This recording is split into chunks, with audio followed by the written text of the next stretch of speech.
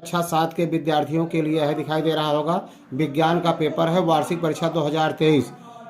अब पेपर संकेतांक है, दिखाई आपको दे रहा होगा। पूर्णांक 50 का है, समय 2 घंटा। बहुत ही इंपॉर्टेंट पेपर है या क्वेश्चन पेपर। पहले पेपर वीडियो को 1-2 बार देखना, बाद में लाइक सब्सक्राइब शेयर करना, वीडियो को पूरा देखना। यह बाजारू पेपर है। दुकानदार ने कहा कि हमारा पेपर बहुत से विद्यालयों में गया है, आशा करता हूं कि यह विद्यालय आपके भी विद्यालय में क्वेश्चन पेपर पहुंचा होगा और अपनी पढ़ाई पहले पूरा कर लिए होंगे। तो 1-2 बार वीडियो पर समय देना, आपको हो सकता है बहुत ज़्यादा लाभ मिले या यही क्वेश्चन पेपर आपके यहाँ आया हो। तो पहले क्वेश्चन पर आते हैं। निम्नलिखित प्रश्नों के प्रत्येक प्रश्न के 4 विकल्प दिए गए हैं। सही विकल्प छांटकर अपनी उत्तर पुस्तिका पे लिखिए।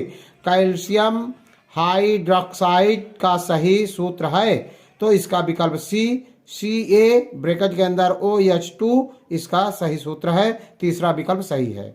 दूसरा है, इनमें से कौन सा प्रबल अम्ल है, तो इसका विकल्प है नाइट्रिक अम्ल। 4 विकल्प दिए गए हैं, इसमें पहला विकल्प नाइट्रिक अम्ल जो है सही है। तीसरा क्वेश्चन है, राइजोपस है, इसको राइजोपस माने होता है कवक को कहते हैं। क्या कहते हैं? कवक। पहला विकल्प सही है। घ क्वेश्चन है, विषाणु जनित रोग है, विषाणु जनित रोग जो होता है वो चेचक को कहते हैं। इनमें जो 4 विकल्प दिया गया है, चेचक, पेचिस, डिप्थीरिया, प्लेग, तो इसमें चेचक को कहते हैं। अगला क्वेश्चन है, इनमें से संचारी रोग है हैजा। क्या है? हैजा है। जोड़ों का दर्द, कैंसर, डायबिटीज नहीं है, केवल हैजा है। तो आपको मैं बताना चाहता हूं पेपर वीडियो के माध्यम से कि अब आपको सेट 1 एक, सेट 2 मतलब कई पेपर आपको मिलेंगे। कम से कम 3-4 पेपर डाला जाएगा और आशा करता हूं कि आपके विद्यालय में जो हम विद्यालय में पेपर डाल रहे हैं, अगर आप बताएंगे यह कोड का आ रहा है तो लगभग आपके यहाँ पहुंचेगा पेपर, आपको मिलेगा। लेकिन आपको मुझसे जुड़ने के लिए कुछ आपको मेरी भी सहायता करना पड़ेगा। आपको एक पेपर को जो है आप फैलाना है, स्प्रेड करना है, तो आपको करना होगा ताकि हमें भी लाइक सब्सक्राइब मिले। और वीडियो को लाइक करना। कई सेट में आपको पेपर मिलेंगे।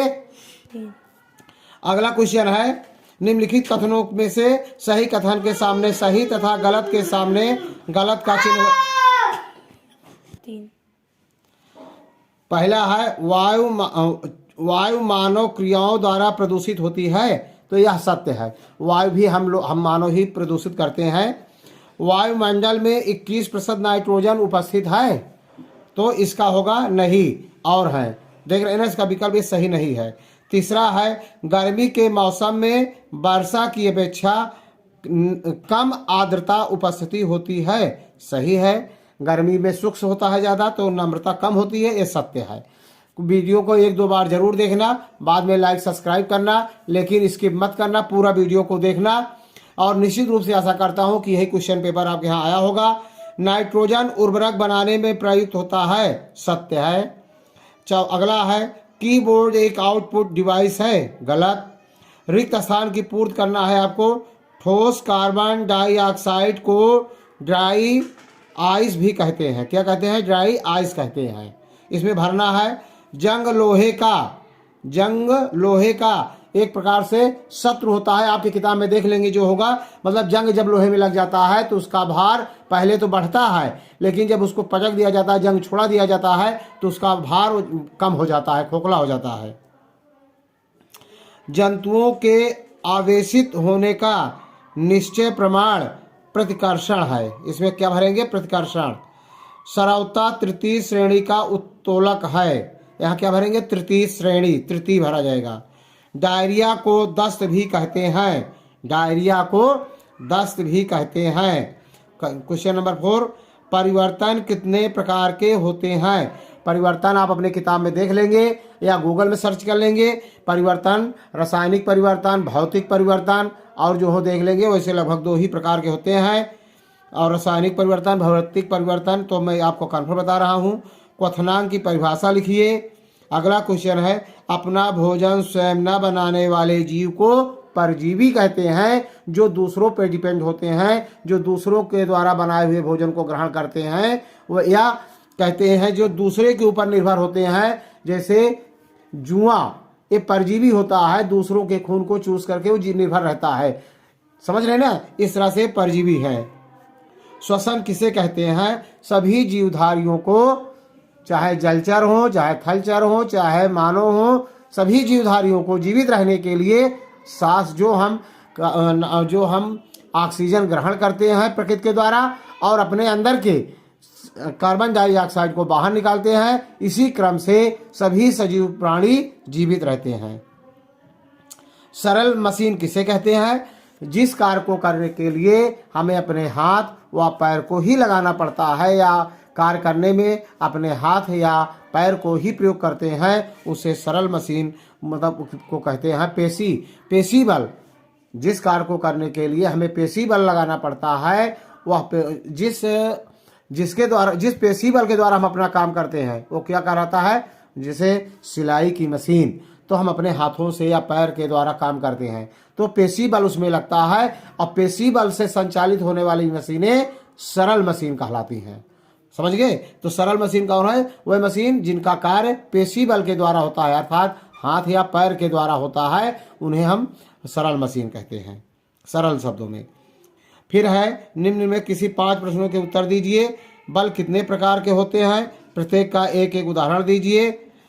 रुधिर के कार्य में आप जानते हैं कि रुधिर हमें फुसफुस के माध्यम से ऑक्सीजन को पहुंचाता है और कार्बन डाइऑक्साइड को हमारे अंदर से बाहर निकालता है, और रुधिर के द्वारा ही हम जीवित रहते हैं। अगर हमारा रक्तस्राव अधिक हो जाए तो हमारी मृत्यु भी हो सकती है। आप अपनी किताब में देख लेंगे थोड़ा विधिवत अच्छी तरह से, अपने सर जी से पूछ लेंगे। लेकिन जो क्वेश्चन आए हैं इस पर नेग्लेक्ट मत करना, एक बहुत ही इंपॉर्टेंट क्वेश्चन है, जरूर क्वेश्चन पेपर आपके विद्यालय में पहुंचेगा, आएगा। वीडियो को पूरा देखना, स्किप मत करना। जब आपको लगे कि वीडियो दमदार है तब लाइक सब्सक्राइब शेयर करना, वरना मत करना। प्रतिध्वनि को परिभाषित कीजिए। प्रतिध्वनि, जब हम किसी कार्य के लिए जैसे कुएं में या किसी बंद कमरे में जब हम आवाज़ निकालते हैं तो हमारी आवाज़ दीवालों से या कुएं के अंदर के दीवालों से टकरा कर जो वापस आती है और हमें जो सुनाई देती है उसी को प्रतिध्वनि कहते हैं। अब बहुत सरल शब्दों में मैं आपको बता रहा हूँ। माउस के कार्य, कंप्यूटर जो आप चलाते हैं, जो आपको माउस दिखाई देता है, माउस के द्वारा हम कंप्यूटर में किसी भी प्रोग्राम को जल्दी तेजी के साथ संचालित कर सकते हैं, शीघ्रता से उस पर हम अपने विचार प्रकट कर सकते हैं। तो वही माउस के अच्छी तरह से कार्य है, मतलब माउस के द्वारा हम अपने प्रोग्राम या किसी भी कंप्यूटर के कार्य को आसानी से और तेजी के साथ करते हैं। स्वपरागण तथा परपरागण में अंतर लिखिए। ऊर्जा रूपांतरण से आप क्या करते हैं, समझते हैं? ऊर्जा रूपांतरण का मतलब ये इतना समझिए कि जब हम कोई कार्य करते हैं उसमें कोई परिवर्तन हो जाता है तो ऊर्जा परिवर्तन होता है। अब इस प्रकार से पकड़ लीजिए, जैसे गुब्बारे में हम हवा भरते हैं तो ऊर्जा हमारी व्यय होती है, तो वही ऊर्जा हमारा जो है गुब्बारे में कैद हो जाती है, जाकर के भर जाती है, तो हमारा परिवर्तन हो गया, वो गुब्बारे के रूप में हो जाता है। आप देख लेंगे, हम विज्ञान टीचर नहीं हैं, लेकिन अपने क्वेश्चन पेपर को जरूर देखना, अपने सर जी से पूछना। बिंदु स्राव किसे कहते हैं? अगला क्वेश्चन है, वास्तविक एवं आभासी प्रतिबिंबों में क्या अंतर है? आप लिखेंगे किताब से देख करके, याद कर लेंगे। 10 ग्राम के पिंड को 50 मीटर की ऊंचाई तक लाया गया है। पिंड की स्थितिज ऊर्जा में वृद्धि ज्ञात कीजिए। इसका सवाल इस तरह लगाएंगे, स्थिति ऊर्जा बराबर वस्तु का भार गुणे ऊंचाई, वस्तु का भार गुणे ऊंचाई। तो 50, ये जो है ऊंचाई है, थोड़ा इधर लिख दिया गया है, उसको उधर लिखना, 50 गुणे 10 और ये 9.8 जी लिखा गया ग्राम, मतलब इसका सूत्र है। और जब सब गुणा कर देंगे तो आ जाएगा जूल, 4900 जूल। ये है इसका उत्तर। तो आप देख रहे हैं हल क्रिया, और आपको अब जो दूसरा सेट डालने वाले हैं सबका संपूर्ण पूरा हल आपको मिलेगा। जल्द से जल्द हमसे जुड़ जाइए और लाइक करिए, सब्सक्राइब करिए, कमेंट करके जरूर बताना कि पेपर आपके यहाँ पहुँचा था कि नहीं। और सभी प्रकार के पेपर आपको मिलेंगे, 1 2 3 4 सेट में मिलेंगे, सभी का हल मिलेगा। बिल्कुल मुझसे जुड़ जाइए, गणित सभी विषय के पेपर आपको मिलेंगे, जल्द से जल्द जुड़ जाइए। अगला क्वेश्चन है, संचारी एवं असंचारी रोग किसे कहते हैं? उदाहरण द्वारा समझाइए। आशा करता हूं कि यह क्वेश्चन पेपर आपको पसंद आएगा। यदि वीडियो अच्छा लगा हो तो लाइक करना, सब्सक्राइब करना, शेयर करना। जय हिंद, जय भारत।